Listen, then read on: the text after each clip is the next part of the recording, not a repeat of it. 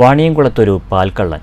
രാവിലെ വീടുകൾക്ക് മുന്നിൽ പാൽക്കാരൻ വെച്ചുപോകുന്ന പാൽക്കുപ്പികൾ മോഷ്ടിക്കുന്നതും പാലെടുത്ത ശേഷം കുപ്പി തിരിച്ച് അതേ സ്ഥാനത്ത് കൊണ്ടുവന്നു വയ്ക്കുന്നതുമാണ് ഈ കള്ളന്റെ വിചിത്രമായ രീതി.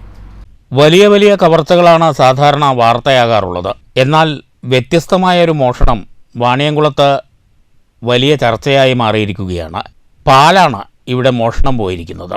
വ്യാഴാഴ്ച രാവിലെ 5:30 വാണിയംകുളം നഗരത്തിലാണ് സംഭവം. വാണിയംകുളം ശ്രീകൃഷ്ണ ആയുർവേദ വൈദ്യശാലയ്ക്ക് സമീപം ഡോക്ടർ മിനിയുടെ വീട്ടിൽ നിന്നും തൊട്ടടുത്ത വാണിയംകുളം ഫെഡറൽ ബാങ്ക് ജീവനക്കാരി രമ്യയുടെ വീട്ടിൽ നിന്നും ഗേറ്റിൽ തൂക്കിയ പാൽ നിറച്ച കുപ്പിയാണ് മോഷ്ടാവ് കവർന്നത്. മാന്യമായ വേഷം ധരിച്ച് TVS വാഹനത്തിൽ എത്തിയാണ് മോഷണം. അടുത്ത ദിവസം വൈകിട്ട് 7:45 ഇയാൾ പാലെടുത്ത ശേഷം 2 കുപ്പികളും തിരിച്ച് അതേ സ്ഥാനത്ത് തൂക്കിവെച്ച് മടങ്ങുന്നതും കാണാം. CCTVയിലാണ് ഈ ദൃശ്യങ്ങൾ പതിഞ്ഞിരിക്കുന്നത്. രമ്യയുടെ 2 വയസ്സായ കുട്ടിക്ക് കുടിക്കാനുള്ള പാലായിരുന്നു ഇത്. നിത്യേന പാൽക്കാരൻ 2 വീടുകളിലേക്കുമുള്ള പാൽ വെളുപ്പിന് 5:30 ഇവിടെ കൊണ്ടുവന്ന് വയ്ക്കുകയാണ് പതിവ്. ഇതാണ് മോഷ്ടാവ് അടിച്ചു മാറ്റിയത്.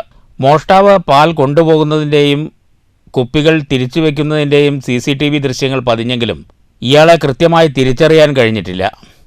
ആരാണ് ഈ പാൽക്കള്ളൻ എന്നറിയാൻ നാട്ടുകാർക്കും ആകാംക്ഷയുണ്ട്. News bureau, Ottapalam.